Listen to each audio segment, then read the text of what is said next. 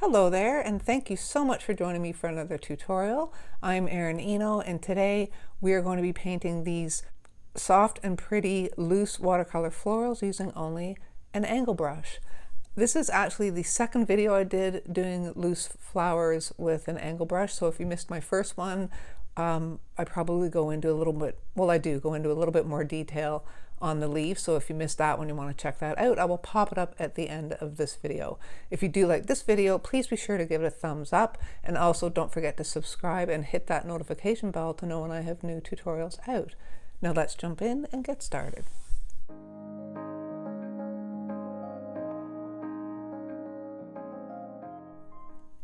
Today I'm going to be using my watercolor pad from Grabby. It's 100% cotton, 140 pound cold pressed.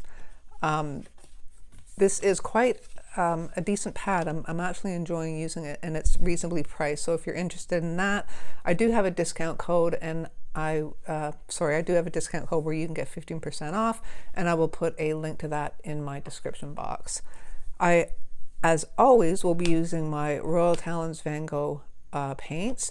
I have a jar of water and a paper towel, and of course the only brush I'm using is my Princeton 1/2 inch flat shader. So as I said, this is the second method for painting loose florals with an angle shader, and I'm going to do these flowers with like a dusty rose color, and I've come up with this mixture that I quite like for that, and it's Permanent Red Light, which is like an orangey red, and then it's adding in some Permanent Blue Violet. I'm just going to put some in my other well over here because I don't want to overdo it, and I don't want to have to keep going back into my palette and contaminating my paint, so I prefer to do it this way. So that's maybe a little too purple, so I'll just get a little bit more of the Permanent Red Light, and I think that's pretty decent. Maybe a tad more purple. I'm just going to go back and forth here. Okay, I think that's good. Okay, I just took my sheet off my pad so I could move it around a little better. And what you're going to do is you're going to go in, just drag your brush along the edge of your jar, like so, just to get some of the water off. And you're just going to take the tip of your brush, dip it into your paint, and just you're going to put your brush down with the full flat edge of the brush right on your paper. So you've got to hold it at an angle so that sits flat, okay? And then you're going to just wiggle your brush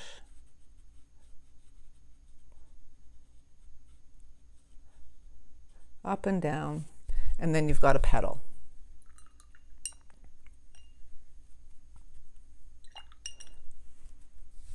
This one might have come in a little more than I wanted. I'm just going to pick some of it up, just like that.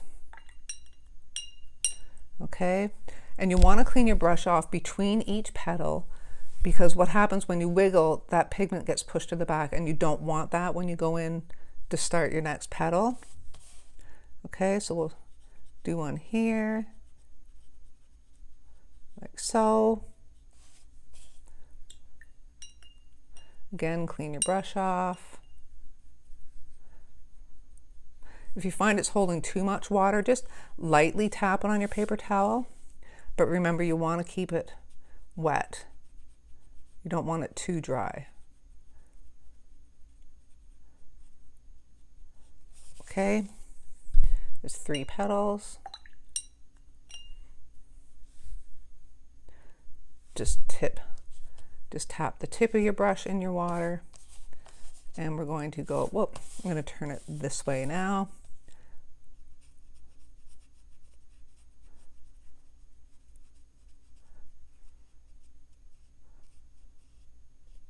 And you can drag your brush in to get separation between those petals if you want.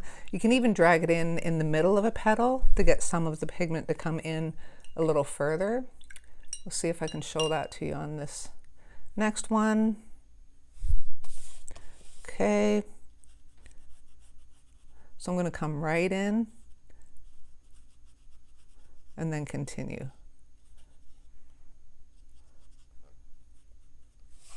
Just like that. So let's try to do one. Let's just try to do a little bud. So I'm just going to tap the tip in.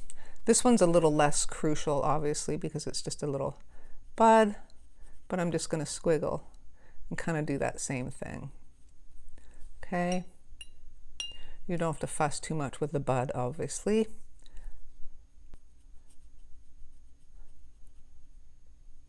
Just like that. And let's try one kind of on its side, tilted a bit. So we'll start with the back petals.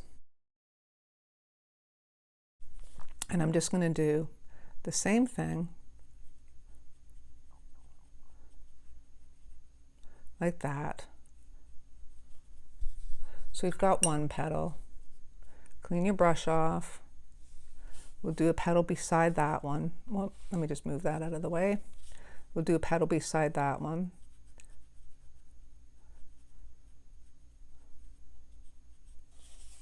Okay.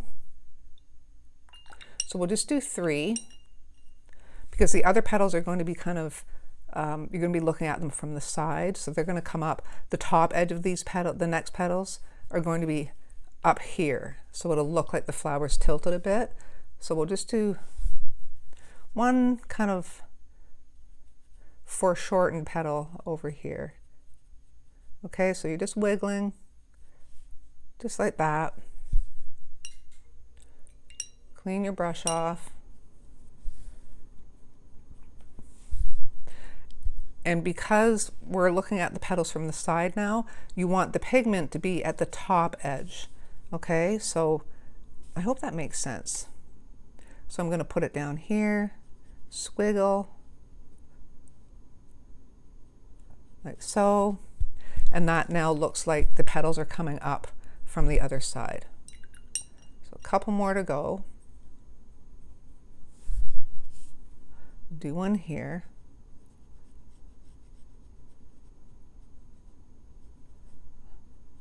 Just like that. And we'll just do one partial one that's kind of coming from around the corner. Around, I don't know if it's a corner, but you know what I mean. And we'll just do it right here. So squiggle and push. And I'm just going to kind of curve that down, just like that. Okay, so that's our flower from the side. Now I do want to put some stamens or centers on these guys. And I'm just going to start with yellow first. So I'm going to take some Azo Yellow Medium, mix in a little bit of yellow ochre just to knock down the vibrancy a little bit. And again, I'm just going to use the tip of my brush. I do want to add some dark brown to the centers as well, but while the yellow's drying, we're going to do the leaves. So I just want to get the yellow in first. And I'm just going to tap. It's loose, right? So you're just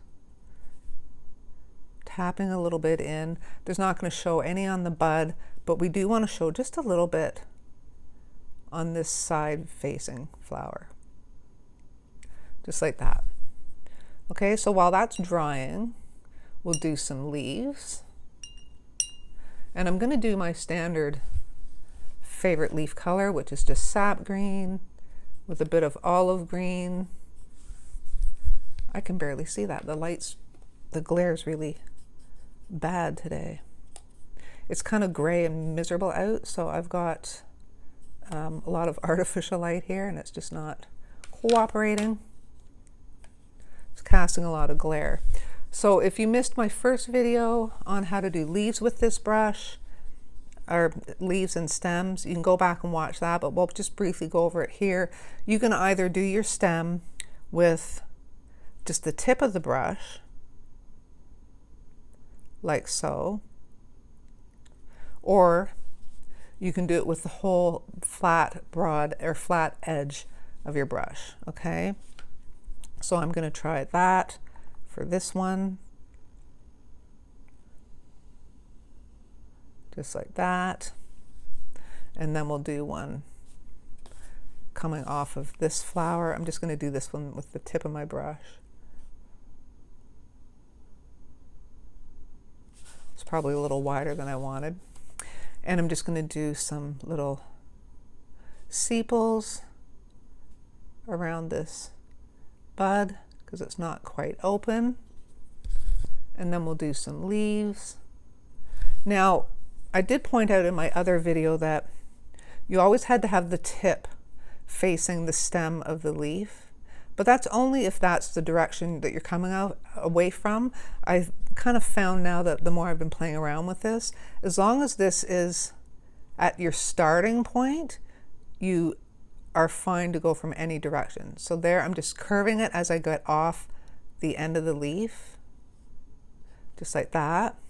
Okay, but you'll see, if I want to do one over here, I can still have that point facing away from the stem as long as it's the starting point of my leaf. Okay, so down and turn in, and then do the same thing on the other side, just like that. We can do one that's coming right off the stem, like that. And as I said in my other video, if you don't like the shape of some of your leaves, you can always refine them just with the tip of your brush, like that. Okay, so we'll just put one off of this guy.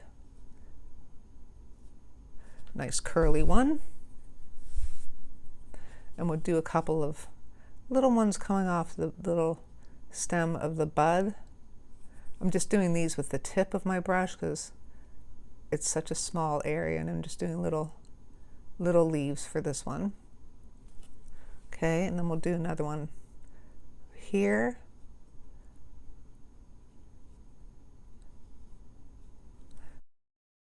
And you can always go in and add a little more paint to deepen things up if you want to do that. And then we can also, just for fun, just do a little sprig of some leaves just up here, just some little ones.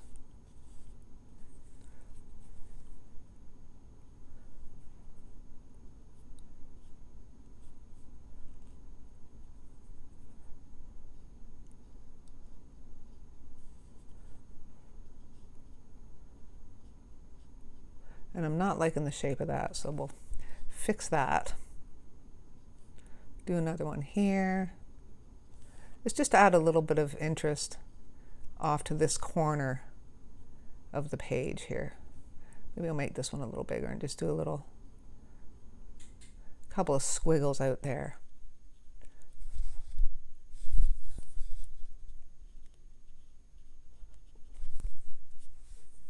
So now that that's done, we can go back to our flowers.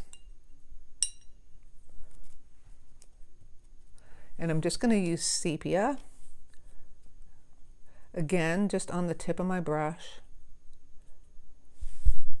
And I'm just going to tap some little stamens around.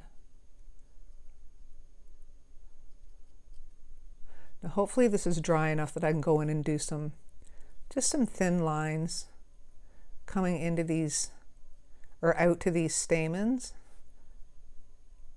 You don't have to hit every one, it's just something to give it a little bit of an indication. Then I'm going to go around that yellow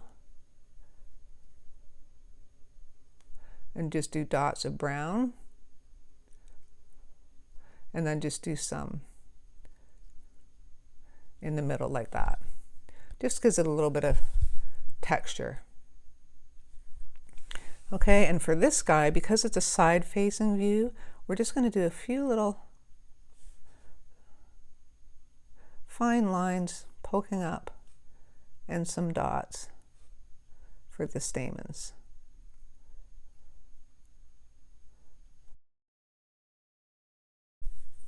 And that's all there is to it. I see a couple of leaves that are kind of maybe not exactly the shape I would like. This one's probably a little squarer than I would like, so I'm just going to round that one off.